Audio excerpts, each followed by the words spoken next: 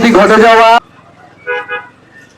আমরা দেখলাম গত রাতে বাংলাদেশের নবনির্বাচিত প্রধানমন্ত্রী তারেক রহমান আরো একাধিক মাননীয় মন্ত্রীকে নিয়ে ওই সেই ভিক্টিমের পল্লবের বাড়িতে গিয়ে সহানুভূতি জানিয়েছেন এবং সেই সাথে ঘোষণা দিয়েছেন ওই ভিক্টিমের বড় বোনের দায় দায়িত্ব তিনি নিয়েছেন।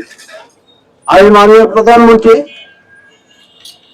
আপনাকে বিনয়ের সাথে বলতে চাই, হ্যাঁ, এই ঘটনার এই ব্যবহারটি অবশ্যই সাধুবাদযোগ্য। আমি প্রশ্ন করতে চাই বিনয়ের সাথে, মাননীয় প্রধানমন্ত্রী আপনি কতজনের দায়িত্ব নেবেন? আজকে সংক্রমণ বৃদ্ধির মতন সারা দেশে আনাচে কানাচে এইখান থেকে আমি বলতে চাই, যারা পোশাক নিয়ে কথা বলতেন, তাহলে বলুন যে দ্বিতীয় শ্রেণীর এই শিশুটার কি পোশাক হওয়া উচিত ছিল? আমরা দেখেছি যে শুধু মেয়ে শিশুরা, ছেলে শিশুরা আজকাল বলৎকারের শিকার হচ্ছে, প্রয়োজন দাঁড়াচ্ছে এইভাবে। আমরা দেখছি এই যে কিছুক্ষণ আগে একজন আইনজীবী বললেন রসুকের কথা, 1.5 যুগ পরে আছে জীবিত আছেন। কালকে আমরা পত্রিকায় দেখলাম এই ধরনের ঘটনা যদি এইভাবে যদি আইনের মাপ বেসিটি তারা যুগের পর যুগ তারা বেঁচে থাকে, তাহলে এই ধরনের ঘটনা কিন্তু ঘটেই থাকবে। এটা আমরা সামাজিক অবক্ষয় বলবো না আমাদের ব্যর্থতা বলবো না আমাদের রাষ্ট্রের যে আইন ব্যবস্থার ব্যর্থতা আমরা বলবো। কারণ এই যদি স্বীকার করছে, স্বীকারোক্তির পরে তারপর তার ডিএনএ টেস্ট, তারপর তার আইন উচ্চ আদালত পর্যন্ত যাওয়ার যে সুযোগ রাখাটা, এটা মনে বন্ধ। তার বাড়িতে গিয়েছিলেন, আইনমন্ত্রী বলেছেন 7 দিনের মধ্যে এই মামলা তদন্ত কাজে চার্জশিট দেওয়ার জন্য। সবই ঠিক আছে।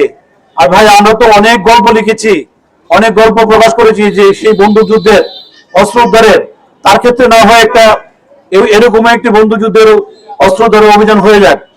কারণ আপনারা দেখতে পাচ্ছেন মানুষের কণ্ঠ সামাজিক যোগাযোগ মাধ্যমে কোন পর্যায়ে, যেহেতু জনগণের কণ্ঠ, সেই কণ্ঠের দিকে কণ্ঠ মিলিয়ে অন্তত একটা বন্দুক যুদ্ধের নাটকই ঘটানো হোক, সেই নাটকে ঘাতকের মৃত্যু হোক।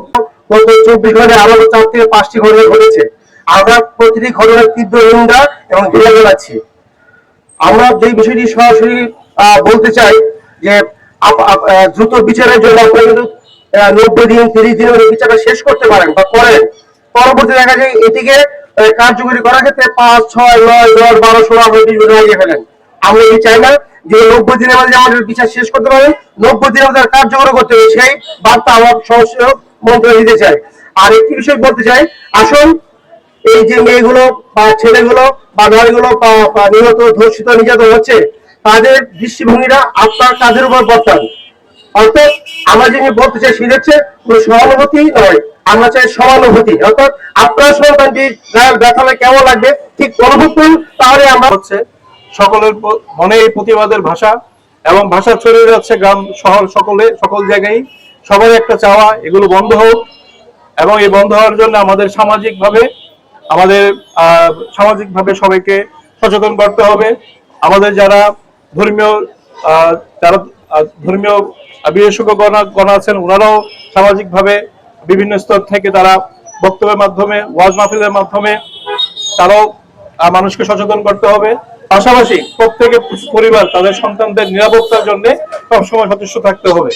একটা কথা আসছে যে আসলে বিশেষ করে মেয়েদের নিরাপত্তা কোথায় আছে, এটা বাইরেও নেই, ঘরের ভেতরে নেই, এমন এক পরিস্থিতিতে আজকে আমরা দাঁড়িয়েছি। তাহলে এখন যেটাই উত্তরণের উপায় হচ্ছে এটাই।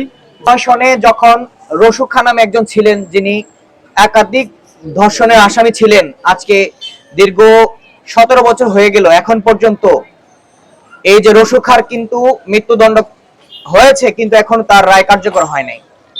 এখন আমরাও চাই না এই যে রসুখার মতো এই যে আজকে রামিসার হত্যাকাণ্ডের যে আসামিগুলো আছে, এইভাবে যেন তারা পার পেয়ে যায়।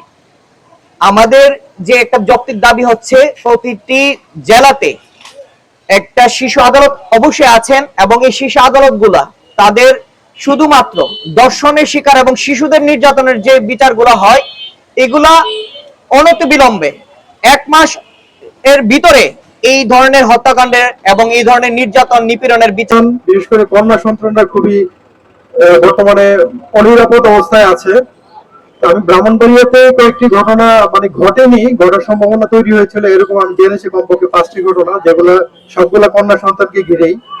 এগুলা কেন ঘটছে, আমাদের সামাজিক সমস্যাটা কোথায়, অবক্ষয়টা কোথা থেকে হচ্ছে সেটা আমাদের বের করতে হবে। আর সবচেয়ে বড় বিষয় যেটা সাম্প্রতিক সময়ে যে রামেসের সাথে যেটা ঘটলো, তারপর এরই মাঝে আরো 3-4টা শিশুর সাথে ঘটলো, এগুলো আমি আসলে মুখে আসলে উচ্চারণ করতে চাই না। তো আমরা একটাই